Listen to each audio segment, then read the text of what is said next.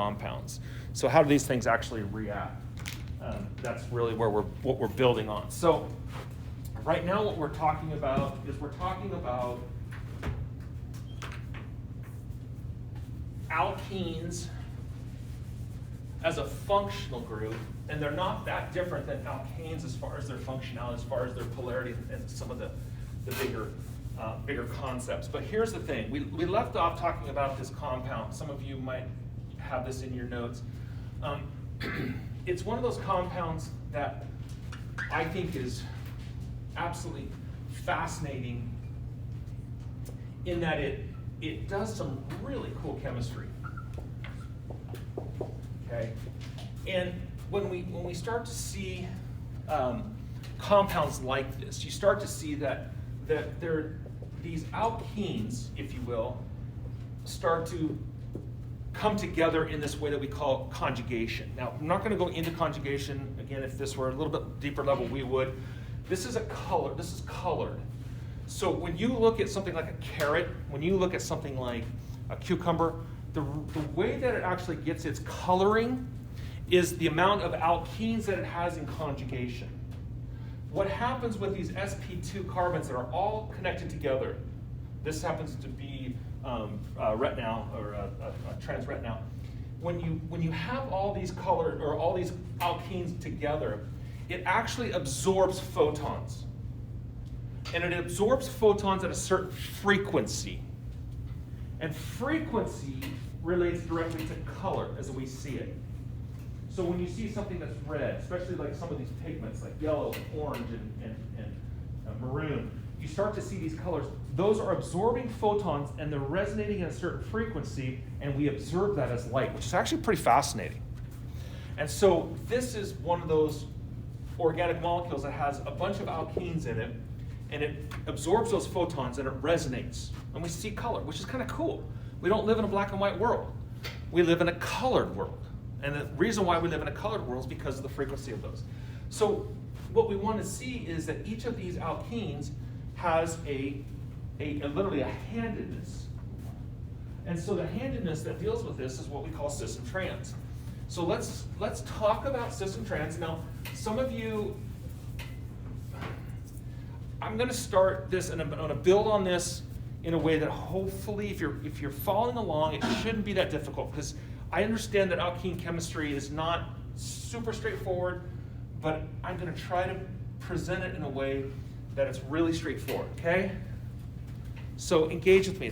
Don't make it more difficult than it is. On this alkene, I'm going to have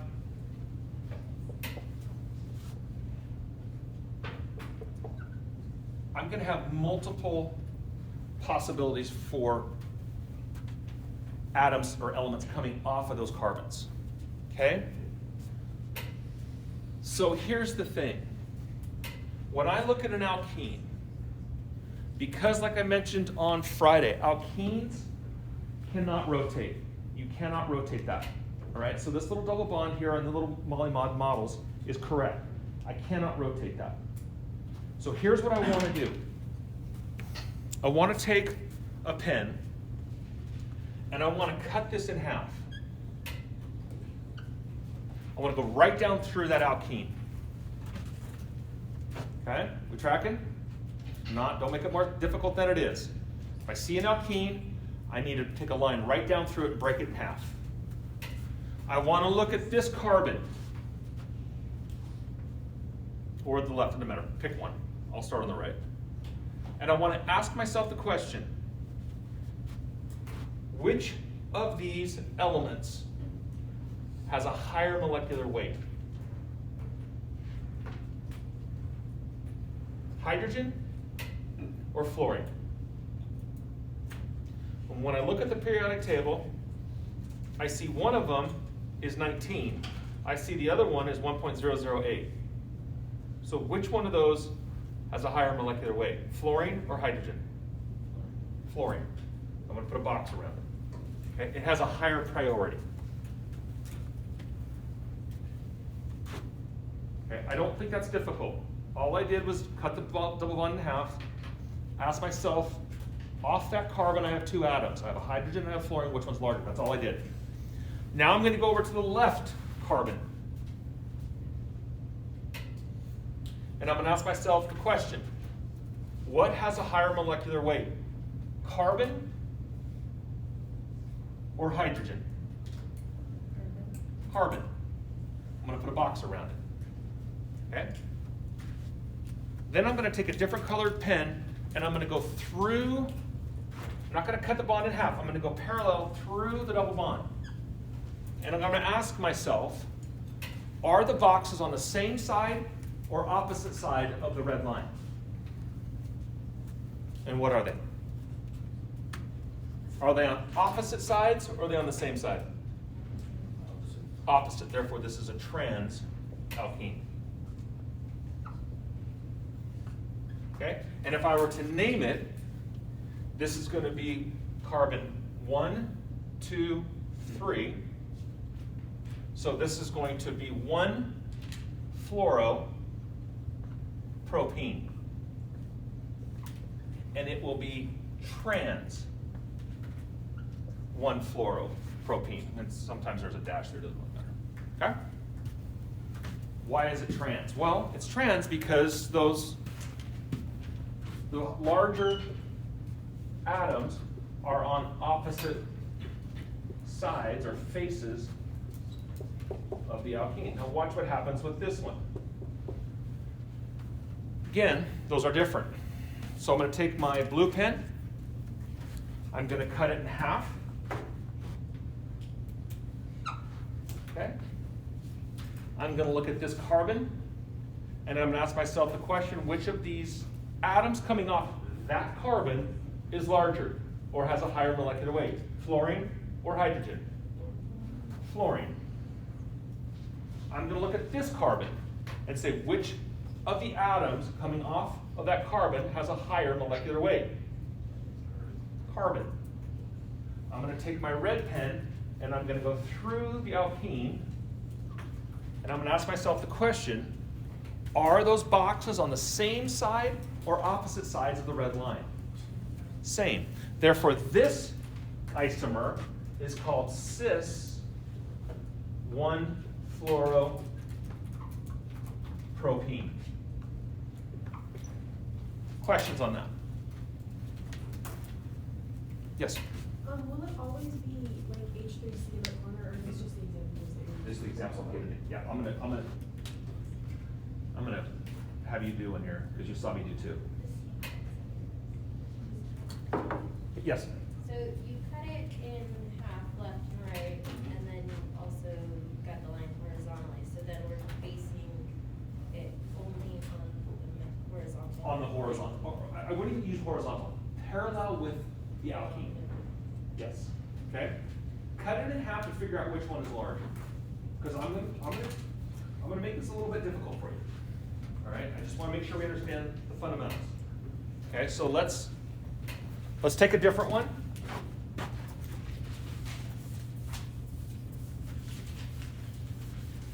Okay.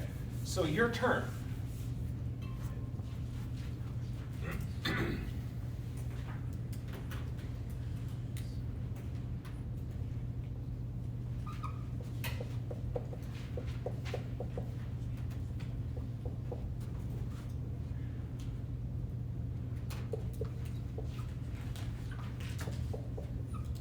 Okay, I want you to name that molecule.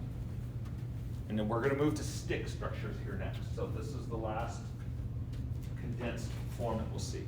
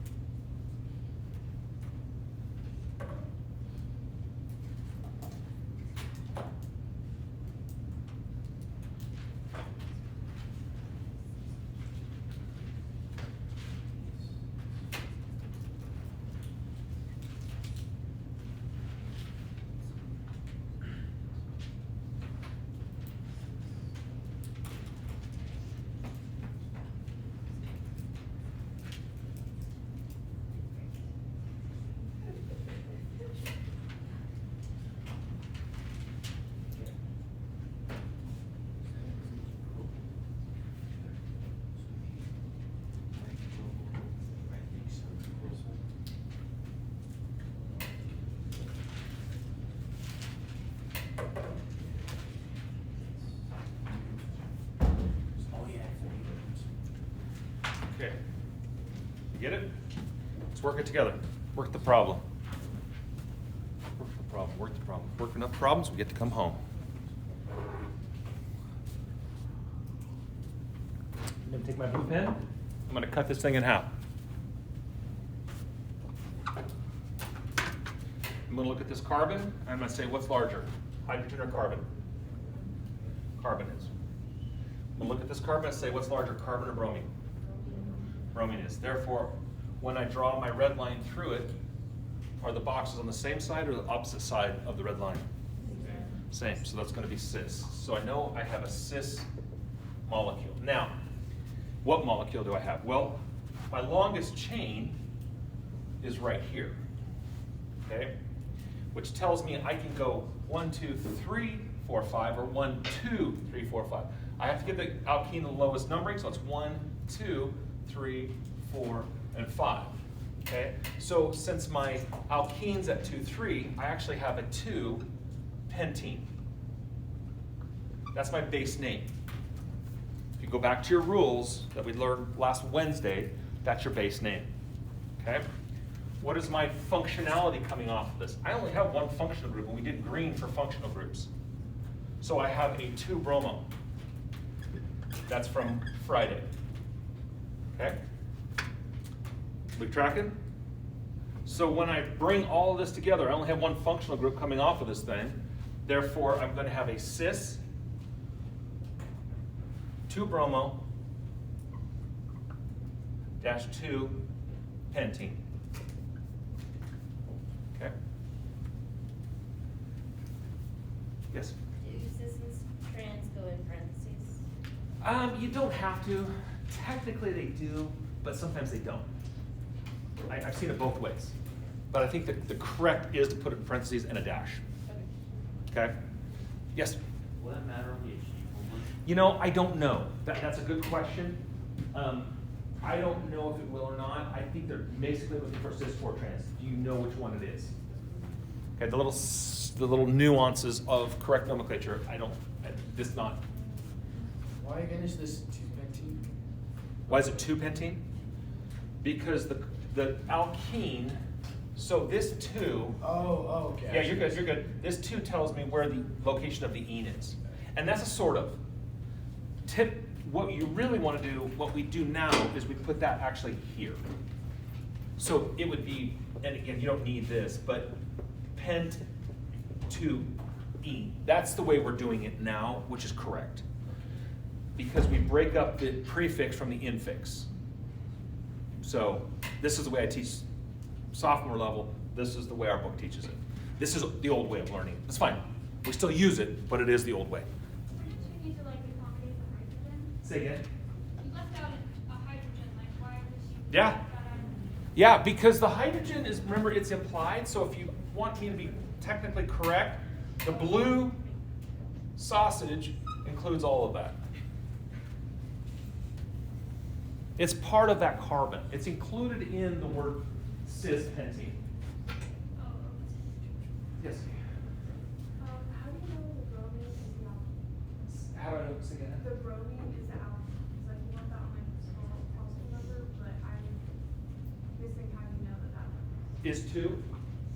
No, I understand why it's 2, but like, to my understanding of it, anything that branches off could be an alkene, so why is it not?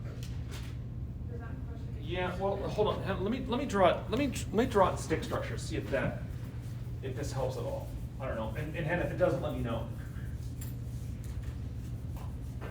So if I'm going to draw that structure in stick, it's going to look like this. Okay, there's pentene. I'm going to put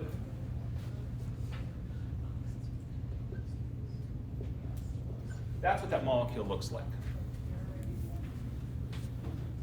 So it is 1, 2, 3, 4, 5. So it's circle the longest chain. It includes that hydrogen. It's 1, 2, 3, 4, 5. So bromo is coming off at 2. When I cut this in half, carbon's larger, bromine's larger, therefore they're on the same face or they're on the cis plane. How do you know to draw the alkene line, like right in between the 2 and 3? How do I know to draw the line? Yeah. The blue one? No, like the black line, like 2 and 3. That's Oh, because that's the molecule I gave. That's this molecule. I could have done it in a different place. This is a different. I mean, in fact, this would be a good one to try. What happens if I give you this?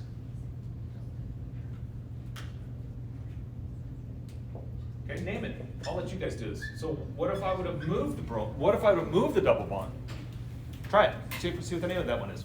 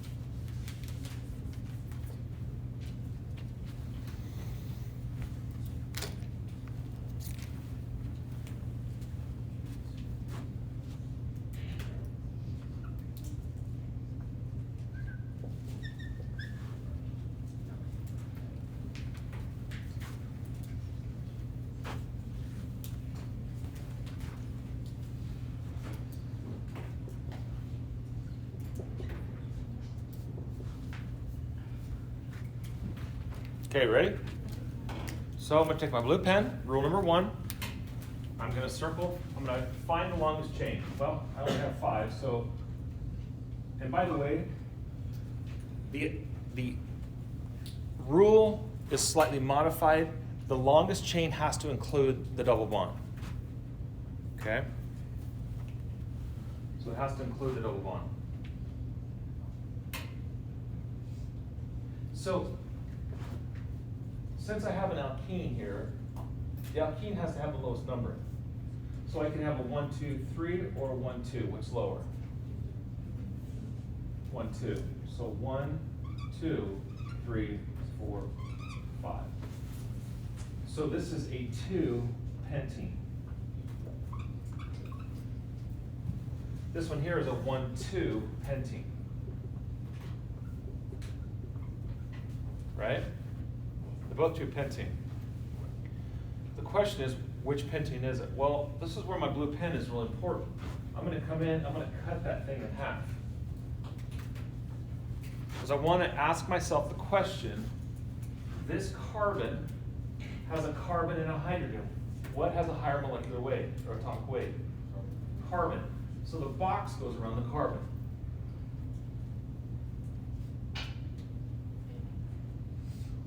I want to look at this carbon and ask myself the question, what has a higher molecular weight? Hydrogen or carbon? carbon. So the box goes around that carbon. I put my red line through parallel with, and I ask myself the question, are the boxes on the same side or opposite sides of the red line? Same. Therefore, this is also cis. Rule number 2, list branching. So in this case, I have a 4-bromo. Different than a 2-bromo.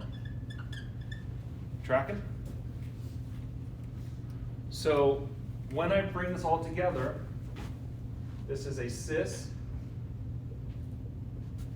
4-bromo -2 pentene. Okay? That's different than here where I have a cis 2-bromo 2 pentene. Okay?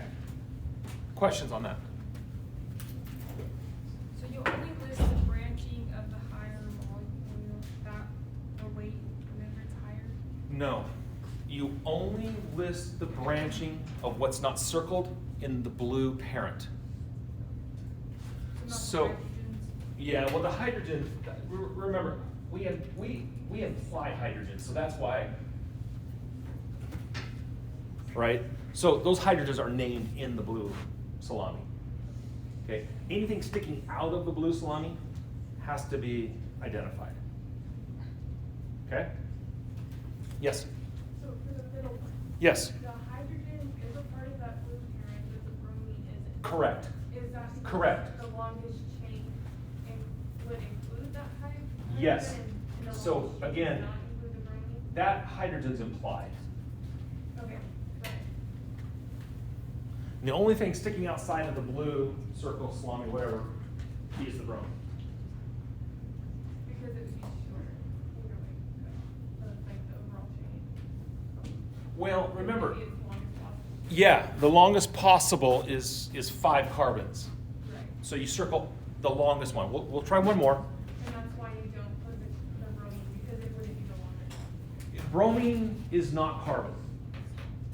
You only circle the longest carbon chain you can find. Yes? With the, crap, what was my question? I had a good question. Good. Left. Okay, good. If it reemerges, I want to know it. Okay. I like dialogue more than monologue. I don't like just talking at people. I like talking with people. Believe it or not. Okay, so let's try this last one, and then we'll do one more, and then we'll move on to even more complicated things. So here's the deal. You see cis 2-bromo 2 pentene, cis 4-bromo 2 pentene. The location of the bromine moved. In fact, if I moved it from here to here, you have that molecule. And that's what basically that is. Yes? Okay, I got it. Good. So with the boxes, like you have to like decide which one is on the same side, which one's on the other side. Why wouldn't bromine be the one that like is, because bromine's heavier than carbon. Yeah, great Why would question. that be the- Yeah, I love that question. Here's the deal. That's why we do the blue line. What's coming off of this carbon right here? Hydrogen and carbon. Bromine is not connected to that carbon.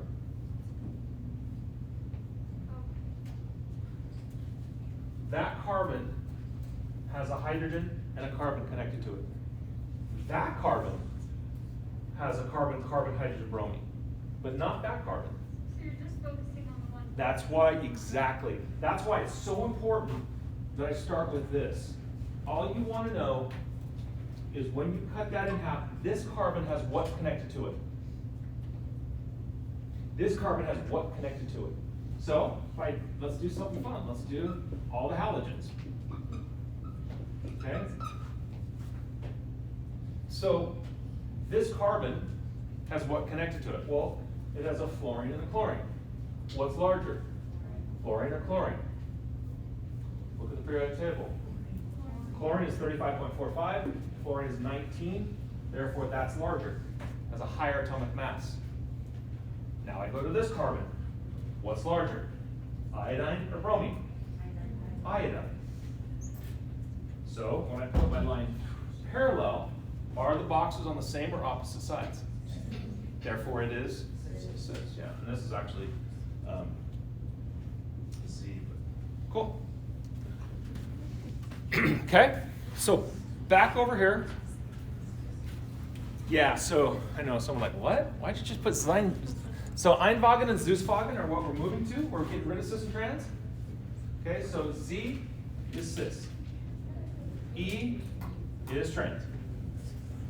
All right, so we're going German on this. We're getting rid of cis and trans. We're migrating away from cis and trans. You don't have to know that, but in the real world, you'll see E and Z on these molecules that are chiral. Okay, that have handedness. So can we just write Z or E? Or I like Z and E, so much easier, yeah. And the way I remembered it, actually even to Point Loma, I still remember this. I remembered it cissy. And that's just the way I remembered it. Cis is Z, trans is E. Yeah. Cis Z, cis is Z, cis Z, sissy. Cis is Z. That's the way I remember. I still remember studying for that exam, and that's the way I memorized it years ago. Would you still write it the same way? Would you put the Z? Yeah, you got it. The Z goes in parentheses with a dash. And you'll see that. I'm not going to hold you to that, but you'll see molecules with E and Z. And I don't want you to think, why did he teach us cis and trans instead of E and Z? Okay? Because we are going to this. This is what molecules, when I buy molecules for my chiral labs and organic, it's this and this. Rarely, we're moving away from cis and trans. Okay? Now, what about this one?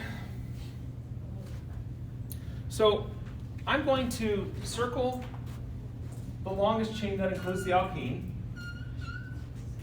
Okay? I'm going to give the alkene the lowest numbering. 1, 2. So that's going to be a 1 pentene.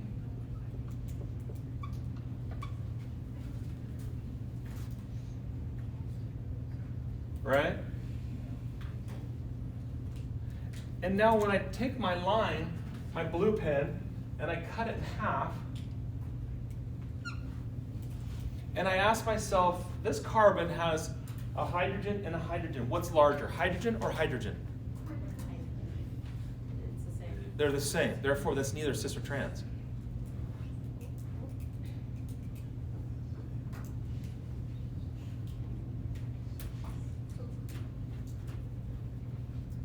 So if I have a terminal alkene,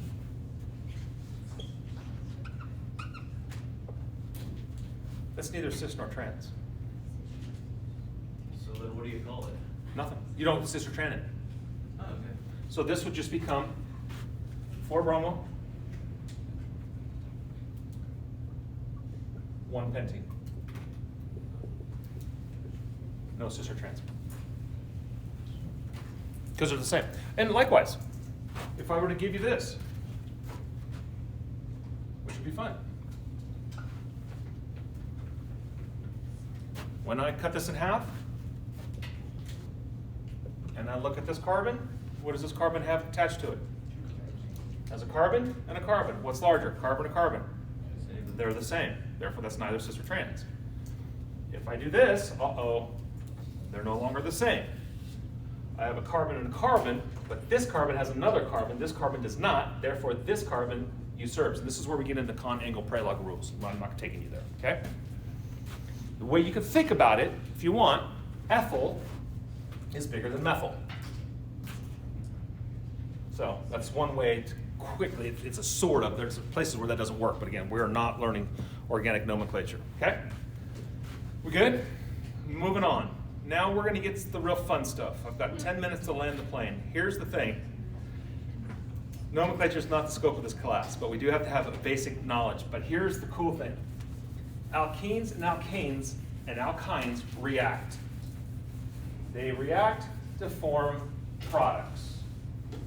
So, what happens with alkenes, they do a reaction called hydration. So if I take an alkene, I'll keep it really simple, and I add to the alkene water with acid, I get out an alcohol.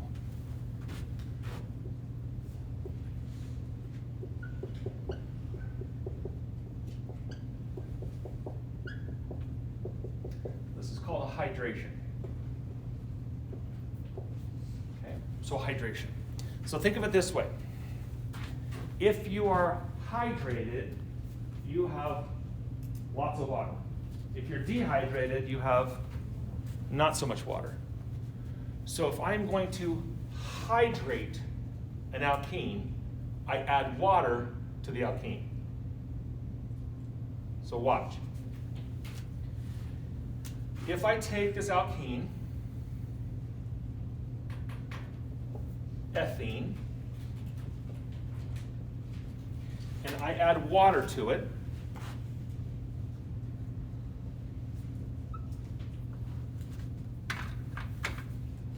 water, alkene.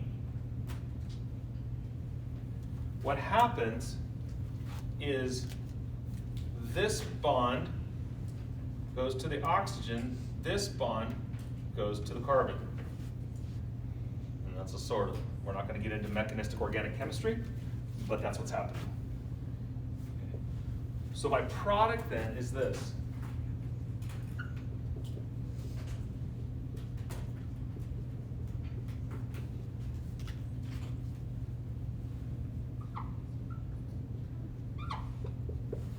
Isn't that cool?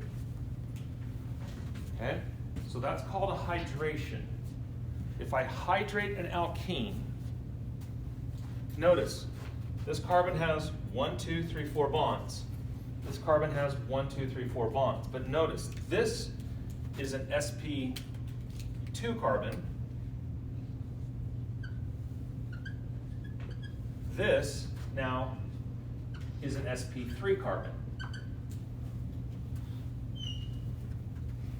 So my carbon changed from sp2, which, because there's 3 domains, is a trigonal planar, it goes to tetrahedral. 1, 2, 3, 4. Okay? This is called a hydration reaction. So alkenes become alcohols under hydration. Alkene, alcohol. Okay?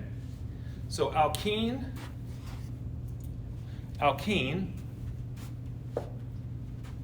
alcohol. Got it?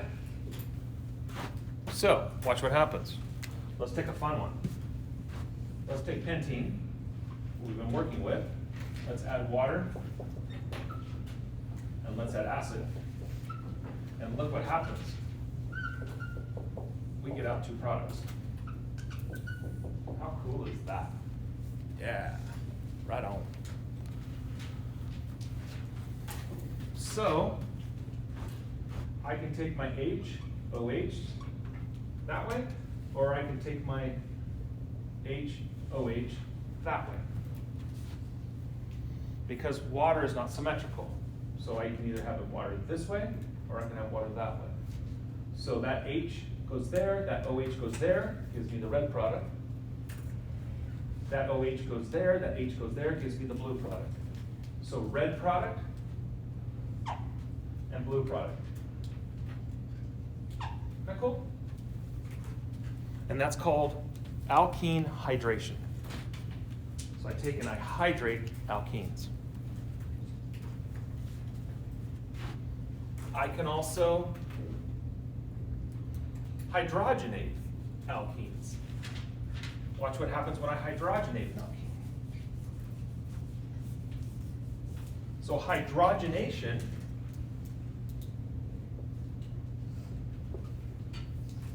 is exactly what the word says. Hydrogen, hydrogenation. So if I hit this with hydrogen gas, H2, typically there's a catalyst, oftentimes palladium, platinum, ruthenium, or nickel. Industry uses ruthenium and nickel. Organic synthesis labs use platinum and palladium. then I'm going to add hydrogen across this thing. It's also an addition reaction. So if I hydrogenate an alkene, whoops, if I hydrogenate an alkene,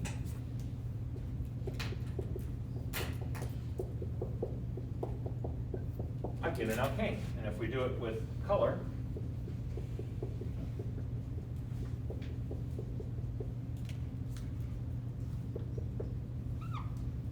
isn't that cool?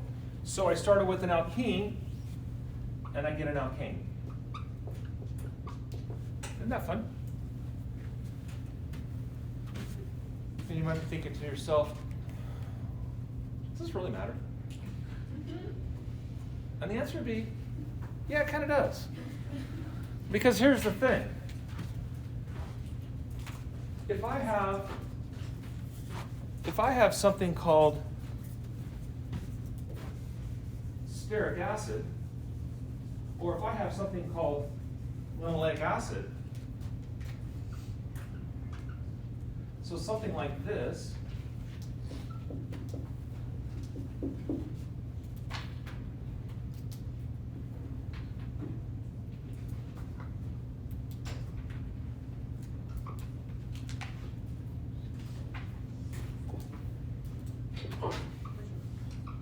if I have linoleic acid, you might have heard of that, omega-3, okay?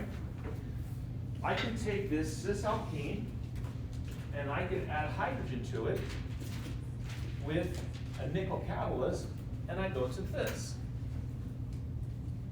to stearic acid.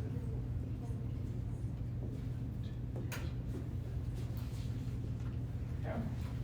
Now, you might not know what that is now, but we will learn this when we get to lipids. This is a nice oil, and it's a nice oil because this cis bond causes these alkanes to have this random order.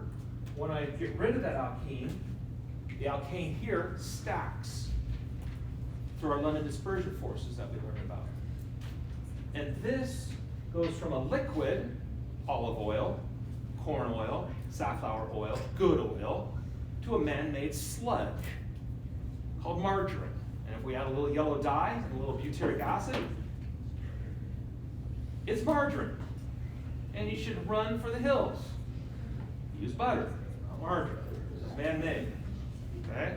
Which is why you see this whole thing. Sometimes in the process of taking a beautiful, God-made alkene, you get this 1, 2, 3, 4, 5, 6, 7, 8, 9. You get a few of these little things thrown in for good measure.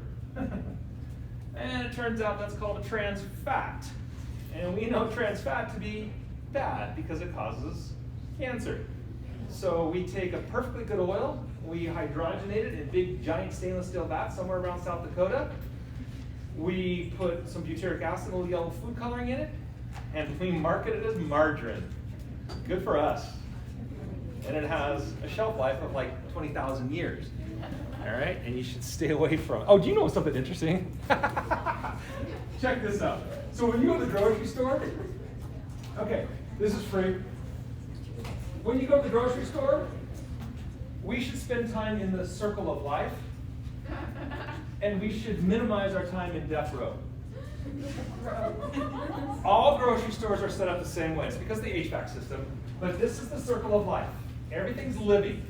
Dairy, poultry, right? Meat, cheese, everything's around the circle of life. Death row, there's a reason why it's all dead, all right?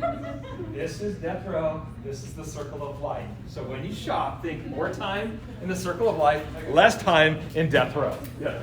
So why did they start hydrogenating our food in the first I place? know, because we had to move. This is all byproduct of longevity of the food. And we'll use that. We also consider that the wheat germ.